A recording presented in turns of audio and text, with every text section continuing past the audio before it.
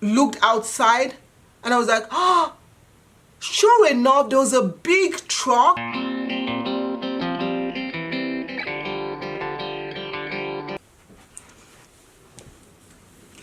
Hi everyone, welcome to DNVlogsLife. Thank you so much for watching. Today is story time. Okay, so this is a story time that I'm doing today, and actually my daughter was the one that said I should share this story time. I don't know if I've shared it on this page before, but thank you so much. I feel as if my flower needs to be moved. So you guys can see it proper. Okay, so this is the story time of when my car got repo. If you are outside of the US, you might say, what does repo mean? Repossessed. That is when you cannot afford your bill, or you cannot afford payment on a car or something of that sort, and they come in and they take your car. Now, these people that repo your car, repo men, there are videos, there's even a show, documentary show, there's even a reality show that they do, that they show how these repo men, they'll sneak in and they'll take your car. Even if you look on TikTok, Facebook, all those reels, there's actually one on, I believe it's TikTok, that my kids were showing me, that this guy, while he's repossessing the cars, he makes it a whole drama. So, you know, when watching shows like that, I'm like, that can never be me, because me, I always pay for my car. So I pay for my car, I pay a down payment, and then I pay a monthly bill, which I make sure to finish paying within the year. That is how me and my husband do. Within 6 months to a year, we finish paying off our car, because what we do is that before we even buy any car or any big item stuff, what we always do is we will start putting down money the year before, so that by the time when it's time to buy the stuff, we have the whole complete cash. So 80% of the time we pay in cash, everything, boom, like that, and close our eyes. So this particular time, this car was a replacement for my husband's car. He had a Nissan Maxima, and it was giving him transition issues. If your car has ever had a transition issue, you know how expensive it is, and sometimes you'd rather just go get another car, because sometimes when they fix the transition, it still comes back and doesn't work again. So listen to this. My husband decided one day, we decided to just drive down and go and buy this car. We went there. I actually vlogged I think I vlogged the process. I'll have to find the video, I'm not sure. But we went there and we got a Toyota Camry. And this is the same Toyota Camry that my younger daughter and my older daughter, they used to practice when they're driving. Actually, my younger daughter used to practice when they're driving, everything. And this particular car, we actually paid cash for it. We paid cash for it. So we had saved up. When we knew that our other car was having transition issues, we managed it for about 5 months. And so during that 5 months, we were saving, because we knew that we we're going to get a replacement car. So COVID came around, and I believe it was the year after COVID went. So 2021, I believe that this happened thereabout. I want to say 2021, around the time when the kids were still at home in the summer. So that's when my daughters, they were in Tolani's room. Now, my youngest daughter's room, you can see the street from there. You can see our driveway, which is where we put the car. Americans will say driveway. I don't know why you park cars in driveway, but you drive on, anyway. Don't let me confuse or digress. So my daughters yelled to me. I was working during this time, and my daughter said, mommy, somebody is taking daddy's car. So I was like joking. I was like, these kids are trying to prank me. You know, you feel like your kids are trying to prank me. I'm like, these kids are trying to prank me. So that's how I now went to their room. I'm like, okay, somebody is taking your daddy's car. I now went and I looked outside, and I was like, sure enough, there was a big truck with a flat bed, and they were wheeling my husband's car into the big truck. They did not ring the bell. They did not knock on the door to see if anybody's at home. They were just taking the car. So I ran outside. I believe I was wearing my boo-boo. I was not even wearing any shoe. Nothing.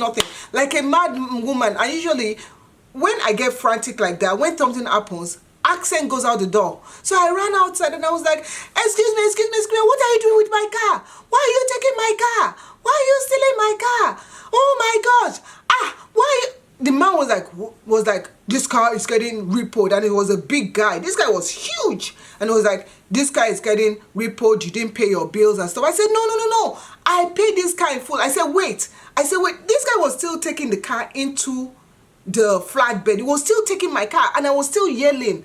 And I said, wait. So I quickly ran upstairs. I grabbed the bill, payment slip, all the documentation for the car, the registration form, every single thing. I grabbed all these items and I came downstairs. And I showed the guy. I was like, look. The guy is like, that is none of my business. The man was rude. When I mean somebody was rude, nobody has ever been this rude to me in my life. They treated me as if I didn't have any money, as if I was poor, as if I was dirt. I was like, look, I paid my bill. Look at the payment. I showed the receipt. I showed everything. They said, oh, no, I was ordered. My job is to take this car and you can figure out and go and get it back. And I said, what do you mean figure out where to get it back? You didn't give me any paper, no slip, no nothing.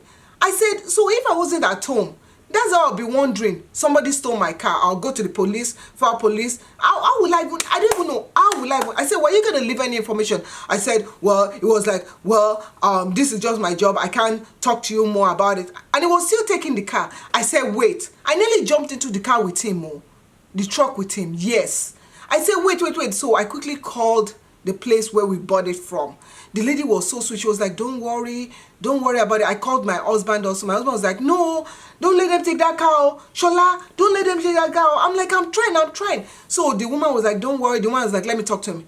If you say how this man was rude to the woman, me myself, I thought it was rude to me. The way it was rude to the woman and stuff, it was like, yeah, you guys didn't pay for the car and you sold the car, blah, blah, blah. He kept on talking. I was like, no. And the place where we went to buy the car, it was a car dealership.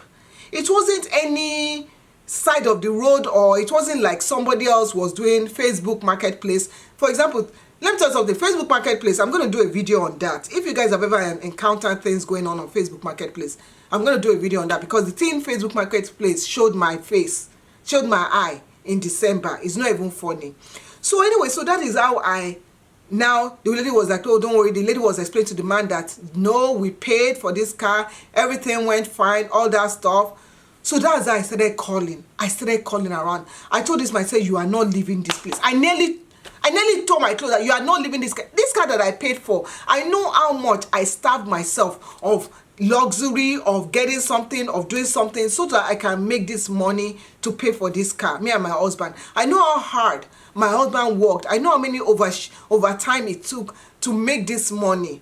Time you can spend with the family to make this money. And now somebody is telling me that after 2 years, or after 3 years of owning this car, this car is not mine. So anyway, so I told the guy, so I started calling. Then I told the guy, I said, who exactly told you to come and repo my car? Who told you to come and repo my car? I want to know now. That's how the man's like, you can contact CarMax.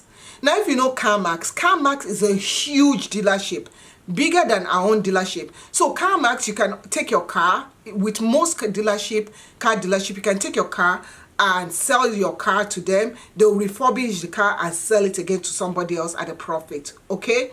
So they said, no, this car belongs to CarMax.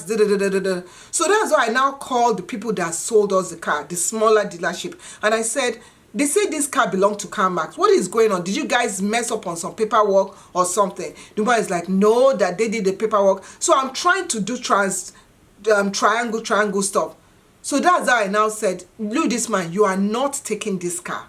This car is staying. So I now called the CarMax people. They put me on hold with their stupid music. You know how they'll put you on hold and play that elevator music. So after finally I got a hold of somebody, they said, okay, what is the VIN number? I gave them the VIN number. And they were like, oh yeah, this car, this and that, it has to be, they didn't pay something. I said, no, this car is paid for. I said, I want to talk to your manager. So they now called the manager. The manager now came and said, okay, let him try something else. He now looked and said, oh yeah, that okay, that he sees what's going on. CarMax forgot a small piece of documentation to kind of say, okay, this thing titling to the other dealership who now titled it to us, right? We had everything titled, we had license plates from the DMV, Department of Motor Vehicle of America, we had all this stuff, but CarMax forgot a small piece of information that exchanged hand between their company and the smaller dealership, and that is why they were now coming. So when whoever ran the system in CarMax, they're like, oh, this car, they've not been paying for it, so go and repo it. So CarMax sent somebody to come and take my car that I bought from the dealership that bought it from CarMax. I was so glad that at least, you know, my car was, if you see how fast I told the guy, I said, take my car out of your truck, take it out. He was like, okay ma'am, I'm doing it, okay, but I'm just doing my job. I'm like, you don't have to be rude. I had to tell him, I said, you don't have to be rude. Just because you are doing your job, you should be rude and treat somebody as if they don't value anything, you know. So anyway, that was the story. That is how my car got repoed and I got it back without it leaving. Oh my gosh, after I saw that, now whenever I watch those videos of people getting car repoed, I don't even laugh, because I know how my heart was doing ging. I was like, where will I even go? Where will I even start from to look for this car? So anyway, thank you so much. If you have not yet subscribed, feel free to subscribe to this channel. If you enjoy my story time, I have so many stories that I've lined up for you in 2024. Please feel free to subscribe and turn on your notification, and I'll see you in another video. Thanks for watching. Bye.